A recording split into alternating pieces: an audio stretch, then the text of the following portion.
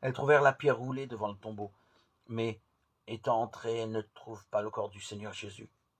Il advint, comme elles en demeuraient perplexes, que deux hommes se tinrent devant elles en habits éblouissants, et tandis que, saisies d'effroi, elles tenaient leur visage incliné vers le sol, ils leur dirent: Pourquoi cherchez-vous le vivant parmi les morts?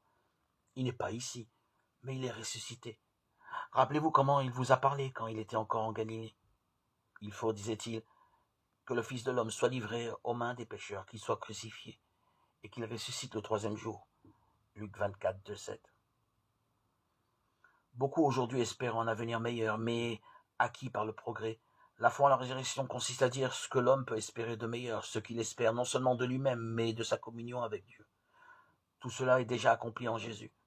Combien d'entre nous, combien de peuples s'adressent à Dieu pour atteindre cette espérance? Nous nous unissons pour prendre en charge cette maison qui nous a été confiée, en sachant que tout ce qui est bon en elle sera assumé dans la fête céleste. Ensemble, avec toutes les créatures, nous marchons sur cette terre en cherchant Dieu, parce que si le monde a un principe et a été créé, il cherche celui qui l'a créé, et il cherche celui qui lui a donné un commencement, celui qui est son créateur. Marchons ensemble, que nos luttes et notre préoccupation pour cette planète ne nous enlèvent pas la joie de l'espérance.